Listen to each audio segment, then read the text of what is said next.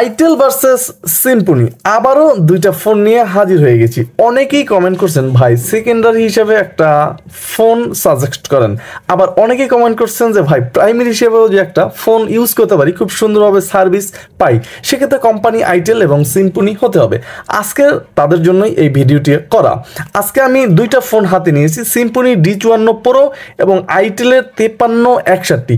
এই ফোন দুইটার কি কি ভালো মন্দ দিক আছে, এই দুইটা ফোনের ভিতরে আপনি কোন ফোনটা কিনতে পারেন এবং কি কি খারাপ দিক আছে সব জানতে চলেছেন আজকের এই এক ভিডিওতেই।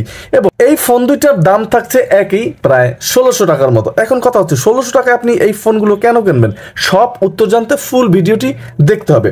সিম্ফনি D54 প্রো এই ফোনটি মোটামুটি স্লিম একটা ফোন এবং এই ফোনটি মোটামুটি ক্রিস্টাল কিপ্যাড থাকছে, যেটা আমরা গ্লাস কিপ্যাড নামে চিনি।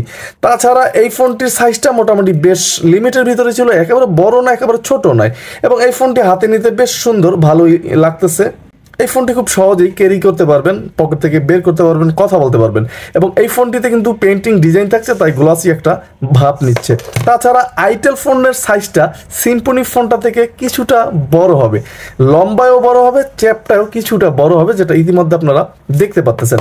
তবে এই ফোনটিও কিন্তু স্লিম একটা ফোন এবং এই ফোনটির যে কিপ্যাডগুলো এগুলো প্লাস্টিক বিল্টের ছিল এবং সম্পূর্ণ ফোনটি কিন্তু প্লাস্টিক বিল্টের হবে। তবে এই ফোনটির পিছনে কিন্তু গ্লাস কাটিং করা আছে, দেখতে মনে হবে যে গ্লাস করা, কিন্তু আসলে কিন্তু প্লাস্টিক বিল্টের ছিল সম্পূর্ণ ফোনটি।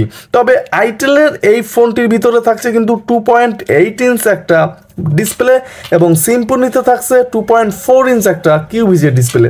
দুইটা ফোনেই কিন্তু আপনি মোটামুটি বেশ সুন্দরভাবে 1000 কন্টাক্ট ক্যাপাসিটি ধরাতে পারবেন। তাছাড়া আইটেল এই ফোনটির ভিতরে কিন্তু ম্যাজিক সাউন্ড পাবেন, যেটা সিম্ফনিতে থাকছে না। এবং আইটেলের এই ফোনটির ভিতরে থাকছে 1900 মিলিঅ্যাম্পিয়ারের একটা ব্যাটারি, যেটা সিম্ফনিতে থাকছে 1200 মিলিঅ্যাম্পিয়ারের একটা ব্যাটারি। প্রথমেই আমি সিম্ফনি ফোনটার বডিটা দেখে নেব যে এই ফোনটি দেখতেই পাচ্ছেন অলরেডি আমি রেয়ার প্যানেলটা ওপেন করে নিয়েছি। রেয়ার প্যানেলটা মোটামুটি শক্তপোক্তই ছিল। এই ফোনটির একদম নিজ বরাবর গেলে কিন্তু আমরা নেটওয়ার্ক ইন্টারনেট দেখতে পাচ্ছি এবং এক সিরিয়ালে কিন্তু আপনি দুইটা সিম, যেটা বড় বড় সাইজ এবং একটা SD কার্ড ইউজ করতে পারবেন, যেখানে 16 GB পর্যন্ত সাপোর্টেড থাকবে। একটু উপরে উঠলে লাউড স্পিকারটা থাকবে, এই ফোনটিতে কিন্তু একটা ফ্ল্যাশ থাকবে এবং একটা 0.08 এমপির ক্যামেরাও থাকবে। আইটেলের এই ফোনটা যদি আমরা রেয়ার প্যানেলটা একটু ওপেন করি, দেখতেই পাচ্ছেন এখানেও কিন্তু নেটওয়ার্ক এন্ট্রি নিজ বরাবর থাকছে এবং এই ফোনটিতে কিন্তু একটা ন্যানো সিম, একটা একদম বড় সাইজের সিম, তাছাড়া একটা SD কার্ড ইউজ করতে পারবেন এই ফোনটিতে 32 GB পর্যন্ত। এক্ষেত্রে কিন্তু সিম্ফনি থেকে আইটেলে SD কার্ড 16 GB বেশি ব্যবহার করার সুবিধা পাচ্ছেন। তাছাড়া এই ফোনটির ভিতরে দেখতেই পাচ্ছেন যে এখানে কিন্তু মাঝারি সাইজের একটা সিম ইউজ করতে পারবেন এবং বড় সাইজের একটা সিম ইউজ করতে পারবেন আইটেল ফোনটিতে। এবং দুইটা ফোনেই কিন্তু টসের দুর্বলতা থাকছে, যারা টসের জন্য ফোন কিনবেন তাদের জন্য কিন্তু এই ফোন দুইটা একদমই নয়। এবং এই দুইটা ফোনেই ফ্ল্যাশ থাকবে এবং দুইটা ফোনে 0.08 এমপির ক্যামেরা থাকবে। আইটেল ফোনটা মোটামুটি বেশ বড় সাইজের একটা স্পিকার থাকছে। স্পিকার এবং কল কোয়ালিটি নিয়ে গুরুত্বপূর্ণ আলোচনা আছে, অবশ্যই ফুল ভিডিওটি দেখতে থাকুন। তার আগে বলেন যে আপনি কি আমার চ্যানেলের নতুন ভিউয়ার্স, তাহলে এখনই চ্যানেলটা সাবস্ক্রাইব করে দিয়ে বেল আইকনটি বাজিয়ে দেবেন, কারণ বাংলাদেশে এটাই একমাত্র চ্যানেল যেখানে প্রতিদিন একটা করে বাটন ফোনের ভিডিও আপলোড করা হয়। তাহলে আর দেরি কেন? যাই হোক, আমরা ফোনটি ওপেন করি।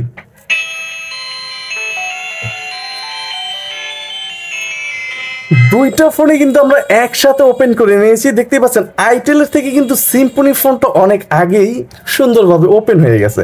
এখানে কিন্তু আগেই জানিয়েছি যে 2.8 ইঞ্চ একটা কিউভিজে ডিসপ্লে এবং সিম্ফনিতে থাকবে 2.4 ইঞ্চ একটা কিউভিজে ডিসপ্লে।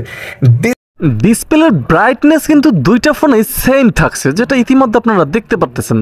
তাছাড়াও দুইটা ফোনেই কিন্তু ডিসপ্লেতে হালকা কিছু নেগেটিভ দেখা যায়, মানে সাইড থেকে একটু কষ্টই হয় দেখতে।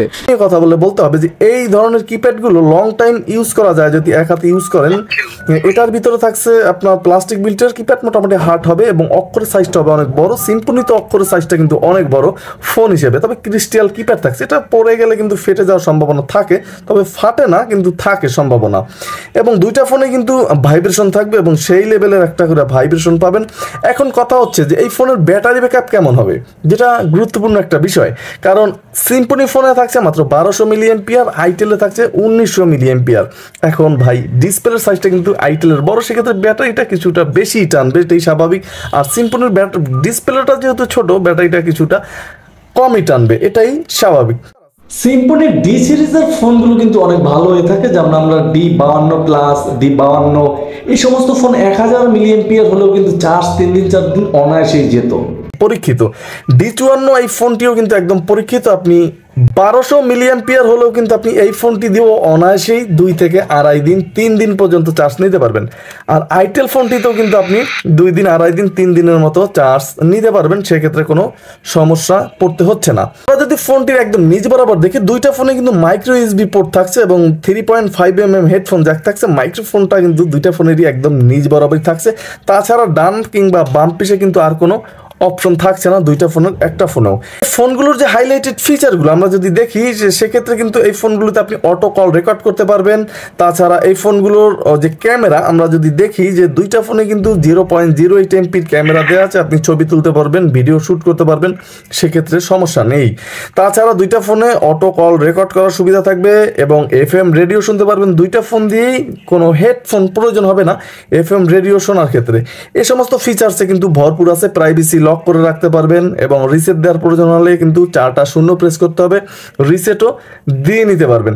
এখন কথা হচ্ছে যে সব কিছু তো ফিচার্স একই, এর ভিতরে আর না যাই। রিংটোনের সাউন্ড দুইটা ফোনের প্রায় সেম, সাউন্ড কোয়ালিটি মোটামুটি বেশ ভালোই আছে, মোটামুটি আইটেল সিম্ফনিতে যেরকম থাকে। তবে আইটেল ফোনটি দিয়ে কিন্তু আপনি ফেসবুক ইউজ করতে পারবেন, যেটা সিম্ফনি দিয়ে পারবেন না। তাছাড়া এই ফোনগুলোর কল কোয়ালিটি নিয়ে যদি আমি কথা বলি, তাহলে বলতে হবে ভাই দুইটা ফোনের কল কোয়ালিটি কিন্তু বেশ চমৎকার ছিল। তবে দুইটা ফোনেরই সাউন্ড কিন্তু কলের লাউটে চলে আসে, এই জিনিসটা আপনাকে মেনে নিতেই হচ্ছে।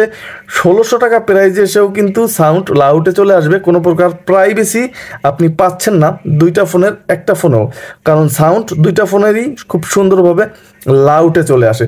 এখন কথা হচ্ছে যে আপনি তাহলে কোন ফোনটি কিনতে পারেন।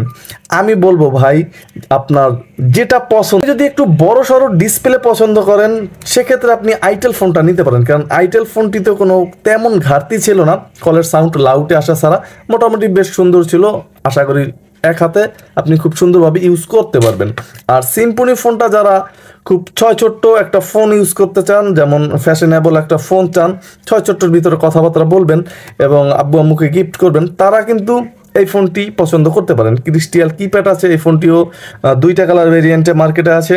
আইটেলের এই ফোনটিও 2টা কালার ভেরিয়েন্টে মার্কেটে আছে। আমরা দুইটা ফোনেরই টসটা একটু ওপেন করে দেখবো যে আলো কোনটা থেকে কোনটায় বেশি।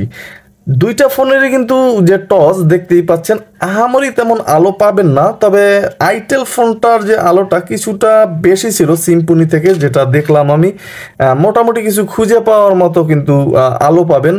তাছাড়া কিন্তু আহামরি তেমন আলো পাবেন না। এবং রাতের অন্ধকারে যখন এই ফোনগুলো আপনি ইউজ করবেন তখন যে ব্রাইটনেসটা সেটা কিন্তু ঠিক এরকম পাইবেন। দুইটা ফোনের ব্রাইটনেসটাই চমৎকার ছিল, সেক্ষেত্রে কোনো সমস্যা নাই। এই ফোনগুলো আপনি বাংলাতেও ইউজ করতে পারবেন।